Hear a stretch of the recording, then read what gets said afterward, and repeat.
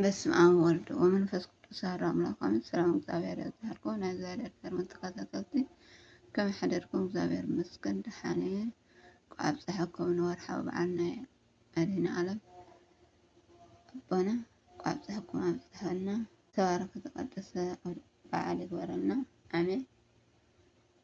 ጠብ ያስወድ ስራክ ሒዘ መፀለኹ ሰላም ምክትታልኩም ኣይፈረኒ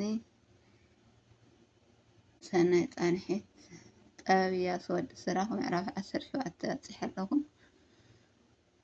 ሰናይ ምክትታል ብድሕሪ እዚ እግዚአብሔር ሰብ ካብ ሓመድ ፈጠሮ ናብ ሓመድ ድማ ከም ዝምለስ ገበሮ። ኣብ ምድሪ ውሱን ግዜ ጥራይ ክነብር ሃቦ። ኣብ ልዕሊ ምድሪ ኣብ ዘሎ ኩሉ ነገር ግን ስልጣን ሃቦ። ባርኣያ ፈጠሮም ነቱ ሓይሊ ድማ ሃቦም። ኩሎም ካልኦት ፍጥረታት ከም ዝፈርሕዎም ገበሮም። ኣብ ልዕሊ ኩሎም እንስሳን ኣዕዋፍን ስልጣን ሃቦም። እግዚአብሔር ንደቂ ሰባት ሓሙሽተ ስምዒታዊ ኣካላት ሃቦም። ነቲ ብስምዒታዊ ኣካላት ኣቢሉ ዝመፅእ ምትርጓም ምእንቲ ክእሉ ከዓ ሻድሻይ ኣገንዘብካ ምክኣል ሸብዓይ ምስትውዓል ሃቦም። ቋንቋን ዓይንን ሃቦም። ኣእዛነ ዝሓስቡ ኣእምሮ ድማ ሃቦም። ብስልጣን ብምስትውዓል ንምልኦም ኣብ መንጎ ክፉእን ፅቡቅን ዘሎ ፍልልይ ድማ ረኣዮም። ግርማ ፍጡር ምእንቲ ክሪኦም ዓይኒ ልቦና ሃቦም። በቲ ኣደንቕ ግብርታት ንውሉድ ወለዶ ከም ዝሕበኑ ገበሮም። ንቅዱስ ስሙ ከመስግኑ ንዕብየት ተግባሩ ክእውጁ እዮም። ፍልጠት ዓዲልዎም ሂወት ዝህብ ሕጊ ድማ ሃቦም። ንዘለኣለም ዝጸንሕ ክዳን ምስኣቶም ኣትወ። ትእዛዛቱ ድማ ገለጸሎም። ክፉእ ካብ ምግባር ኩሉ ረሓቁ በሎም። ንነፍሲ ወከፍ ከዓ ምስ ጎረቤት ዘሎ ርክብ ዝስርዕ ሕጊ ሃቦም። ተግባራት ወዲ ሰብ ኩሉ ግዜ ኣብ ቅድሚ እግዚአብሔር እዩ። ካብ ዓይኑ ክሕባ ኣይከኣልን እዮም። ዕብየት ግርማ ረኣየ። ክብሩን ድምፅን ድማ ሰምዑ።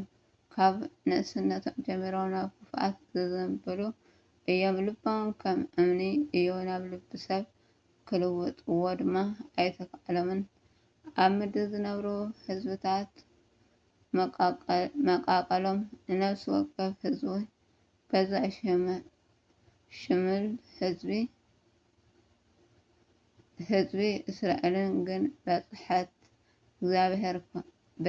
እግዚአብሔር ኮኑ። እስራኤል ብስነ ምግባር ዝዓበየ ናይ ፍቅሪ ብርሃን ዘሳክዐሉ ጭራሽ ዘይደርበይ በኩሪ እዩ።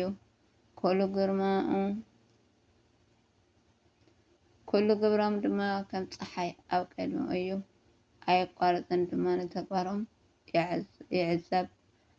በደሎም ካብኡ ኣይሕባን እዩ። ኩሉ ሓጢአት ድማ ኣብ ቅድሚ እግዚአብሔር እዩ። እግዚአብሔር ግን ሕያዋይ ስለዝኮነ ንፍጥረቱ ከዓ ስለዝፈልጥዎን መሓሮም ዳንበር ኣይጠንጠኖምን። ሰብ ምጽዋት እንተሃበ ኣብ ቅድሚ እግዚአብሔር ከም ክብሪ ዝዋግኦ ቀለበት እዩ። ንህይወት ሰብ ድማ ከም ዓይኒ ብሎን እዩ ዝሕልዎ። ድሕሪኡ ግን ክክሕሶም እዩ። ዓትቦም ድማ መሊሱ ክህቦም እዩ። እወ ነቶም ዝንስሑ ናብኡ ክምለሱ ክፍቀደሎም እዩ። ነቶም ተስፋ ዝስዕኑ ድማ ከተባብዖም እዩ። ሓጢአትካ ንድሕሪት ደርቢካ ናብ እግዚአብሔር ተመለስ። ኣብ ቅድሚኡ ጸሊ።